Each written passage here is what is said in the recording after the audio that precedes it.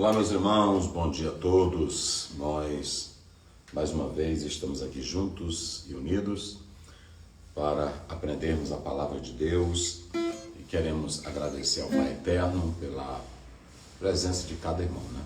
Nós já falamos aqui, queremos cumprimentá-los com a paz do Senhor e falamos aos irmãos, né, que sempre que nós não aparecemos aqui, os irmãos já sabem, é porque eu estou em viagem, não deu para apresentar.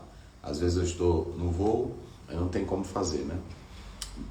Como ontem foi muito pesado, já cheguei tarde, não teve como eu fazer o devocional, né? Vamos lá, qual o número aí? Tá? Em viver. Qual o número? Em viver pra Cristo e a paz após. Sempre seguirás, e ao pé da cruz os teus cuidados deixarás. Faze já o seu querer, o seu poder, e seus dons te dará. Todo Cristo santificará. No coração as manchas limpará, fazendo pra sempre seu querer. Queres ir após de Cristo e carregar a cruz. Queres conhecer a paz que dá Jesus. Queres que te guie com a verdadeira luz. Faze já o seu querer, o seu poder, os dará. Gozo Cristo santificará. Coração as manchas limpará, fazendo pra sempre seu querer. Ele tá no céu, os teus caminhos encontrar. Deves preparar tua vida sem tardar. Deves pra Jesus a tua vida consagrar.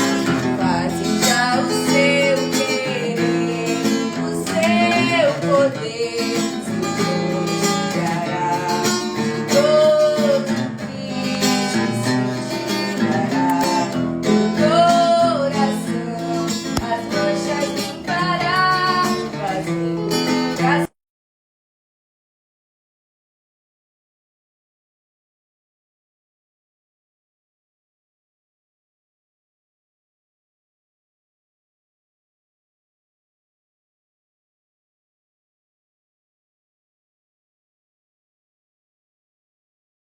Versos 6 e 7. E Moisés disse a Arão e a seus filhos, Eleazar e Itamar: Não descobrireis as vossas cabeças, nem rasgareis as vossas vestes, para que não morrais, nem venha grande indignação sobre toda a congregação. Mas vossos irmãos, toda a casa de Israel, lamentem este incêndio que o Senhor acendeu. Nem saireis da porta da tenda da congregação, para que não morrais, porque está sobre vós o azeite da unção do Senhor. E fizeram conforme a palavra de Moisés. Muito bem. Os irmãos podem observar claramente a palavra de Deus nesta hora, nesse momento.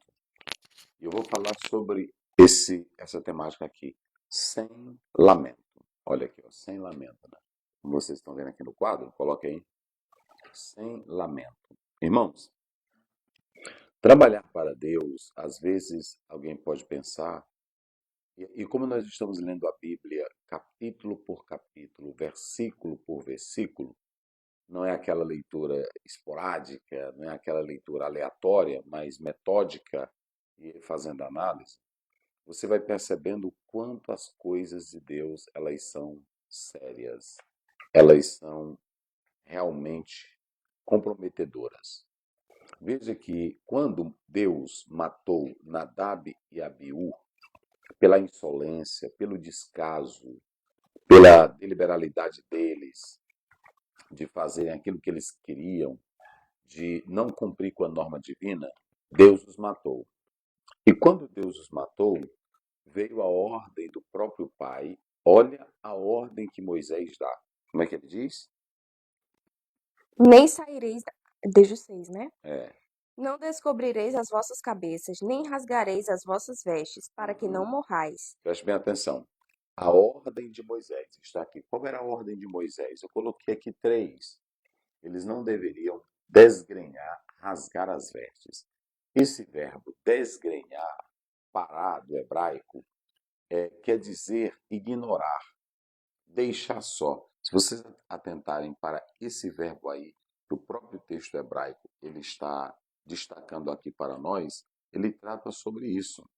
Porém, esse verbo parar, que aparece aí, liderar, atuar, deixar, libertar, ignorar, o certo é que eles não deveriam ignorar aquela tomada de decisão de Deus. Eles não deveriam ignorar, eles não deveriam rasgar as vestes, como demonstrando lamento, tristeza pela morte daqueles 2 rapazes. Veja como é sério. Veja como é sério. Veja como é sério. Eles não poderiam ter essa atitude de rasgar as vestes, de ignorar a decisão de Deus. Então, o texto, ele deixa claro que uma ordem de Deus para Moisés, e Moisés estava passando para a família aronita, para os demais filhos de Arão, como nós podemos observar no próprio texto. Aí na letra B eu coloquei aqui, concordar com a posição de Deus. Eles deveriam concordar com a posição de Deus e não manifestar atitude contrária. Por quê? Se eles fizessem a ação de ignorar, de rasgar as vestes, de chorar, eles estavam dizendo que Deus havia tomado uma decisão errada de matar Nadab e Abiú. Veja que eles deveriam fazer isso para priorizar as suas atividades. Não foram escolhidos? Não eram sacerdotes? Não tinham que viver conforme a norma de Deus? Então, eles teriam que fazer conforme a ordem que Deus havia dado para Moisés. Vocês estão vendo o quanto é sério, o quanto é pesado, o quanto não é brincadeira a pessoa agir nesse quesito da obra de Deus. Tem que ter responsabilidade, tem que ter fidelidade, tem que ter compromisso. Deus, ele não brinca. Deus, ele não aceita obreiro que, na verdade, age pelo seu querer, cria seus próprios métodos, inventa coisas para brilhantar seu ministério. Nós que somos líderes, o princípio bíblico é este. Nós que somos líderes, precisamos viver claramente, nitidamente, conforme a própria palavra do Senhor Deus Todo-Poderoso. De maneira que, meus queridos irmãos, nós não podemos de maneira nenhuma agir como queremos na obra de Deus. Então veja bem, a ordem era para que Arão, seus filhos, a família aronita não manifestasse lágrimas, não rasgassem as vestes, não ignorassem. Eles não deveriam manifestar nenhum sentimento de luto expressando isso perante o povo. Por quê? Porque eles deveriam priorizar as atividades para as quais foram chamados. Ou seja, eles deveriam priorizar o sacerdócio dele.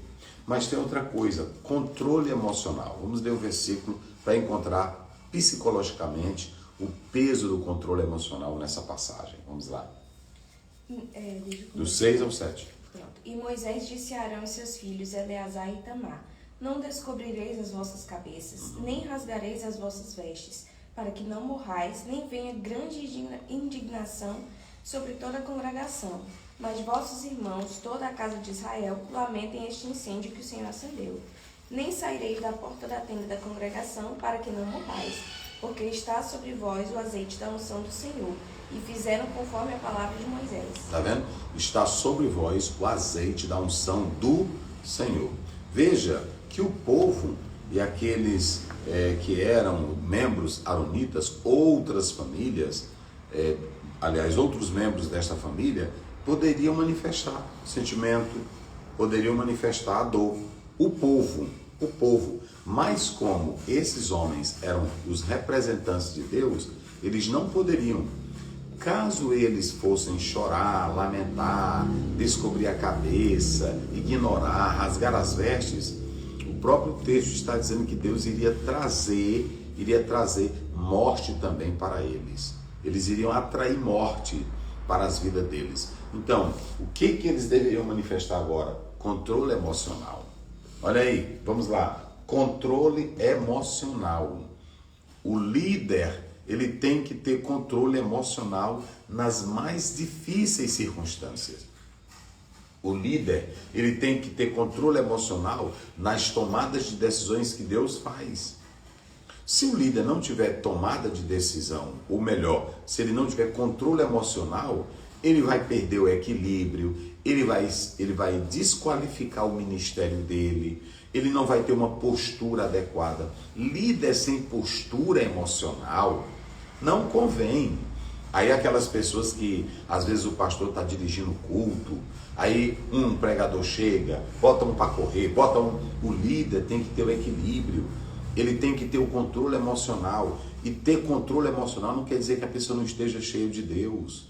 Eu estou sentado no púlpito, eu sou crente, sou cheio do Espírito Santo, eu sei aquilo que é e aquilo que não é pela palavra. Isso não me impede de eu ser cheio da glória de Deus. Tem irmão que pensa que a gente que está no controle do culto, já pensou, chega um pregador, derruba o pregador, o pastor que está dirigindo o culto. Que bagunça não vai ficar? Que hora esse pastor vai levantar para terminar esse culto? Deus, ele quer um líder com controle emocional. Veja em Mateus 26, 42. Olha o que diz a Bíblia. 26, 42 de Mateus. Controle emocional.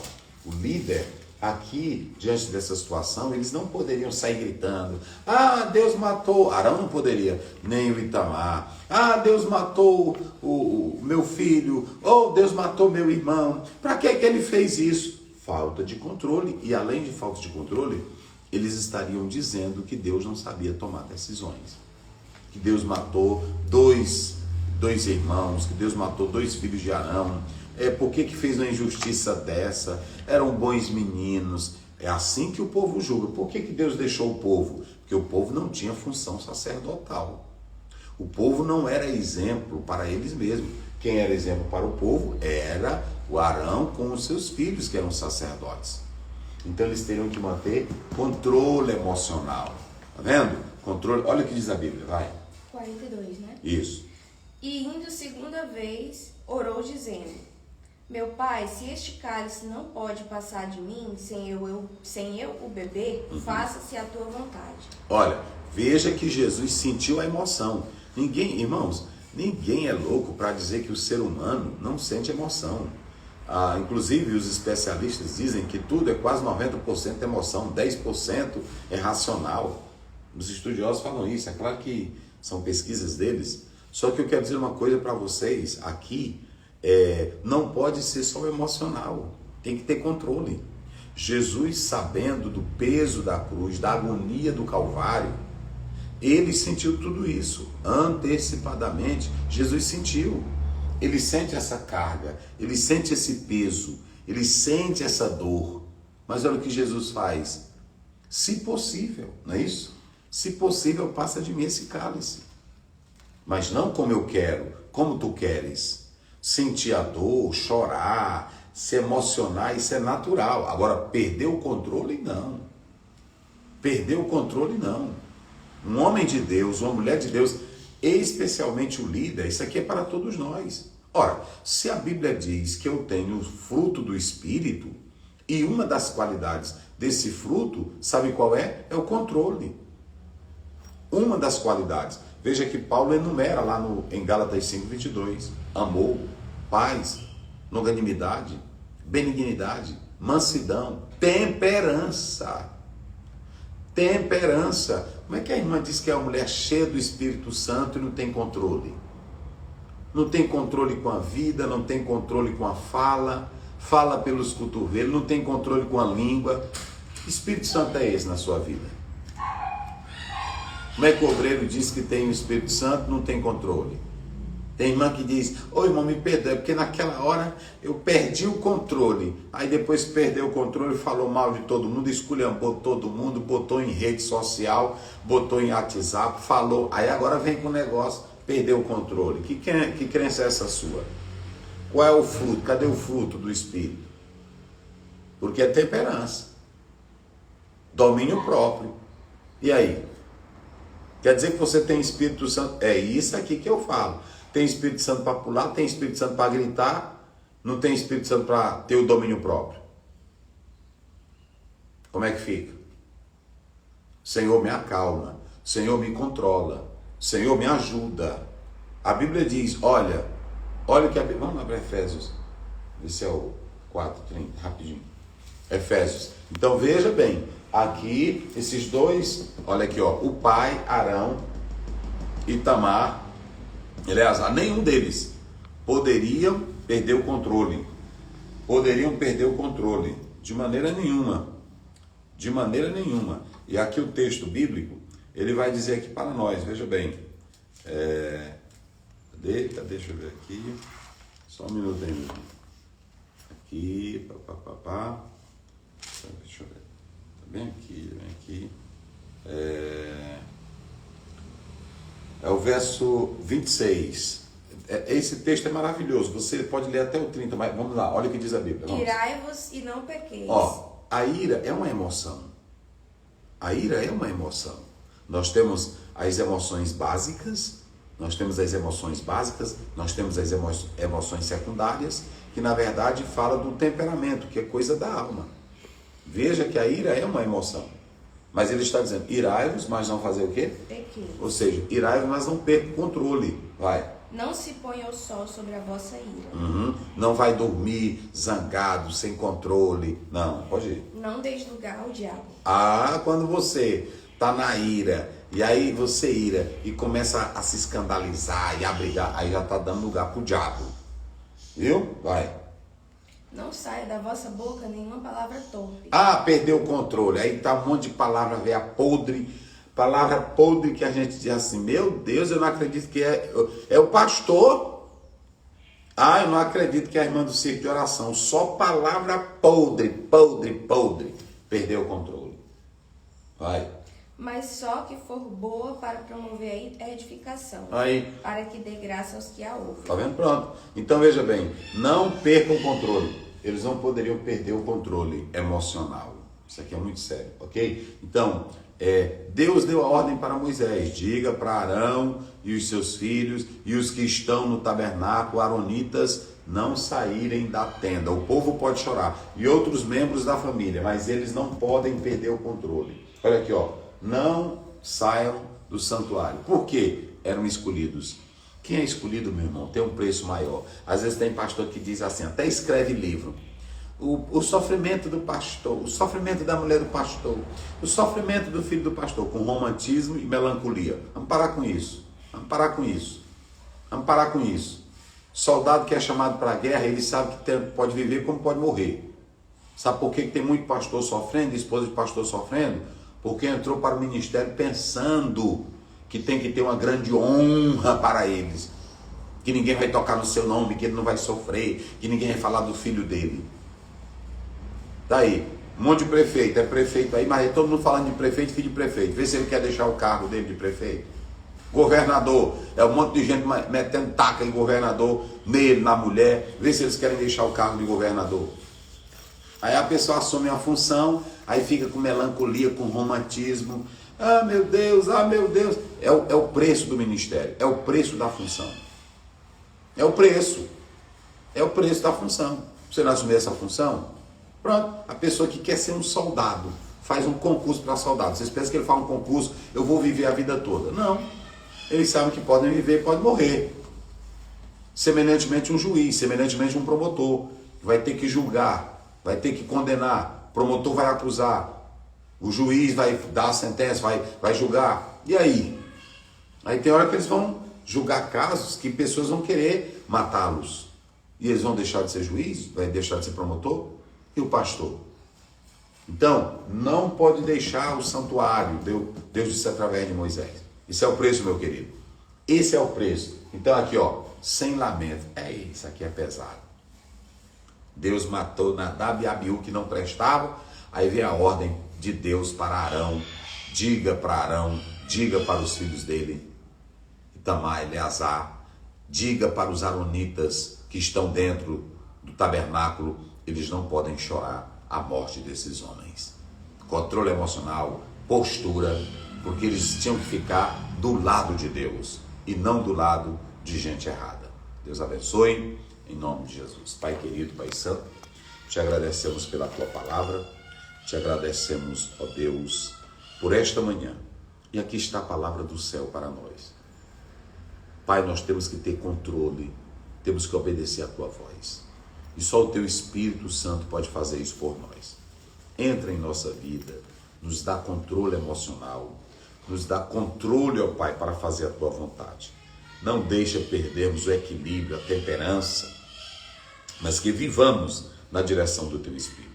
Sê conosco, em nome de Jesus. Amém. A irmã Neide está pedindo, avisando que hoje é aniversário do esposo dela, é irmão Irapuã, está fazendo 68 anos, eles são de Recife. De Recife, tá boa.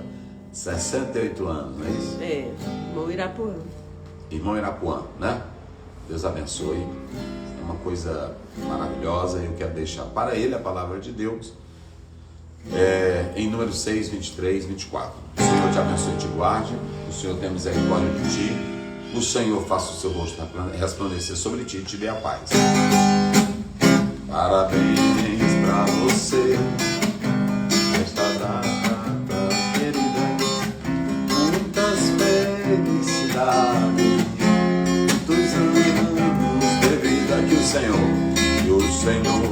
te abençoe e te dê santidade. Parabéns pra você, muitas felicidades. Senhor Deus, abençoa teu filho que completa mais um ano de vida. Que essa data seja portadora de muitas outras, marcada de paz, de bênção, de gozo, de alegria no teu Espírito Santo. Ajuda, dá vitória, concede a bênção do céu, concede a paz, pelo teu Espírito, em nome de Jesus. Amém. Só alô aí para a irmã Elidiane, a Lidiviana. Ô, irmã Elidiane, Deus abençoe, um abraço à senhora, um abraço ao esposo. Ei, família abençoada. Sérgio, né? Irmão Sérgio.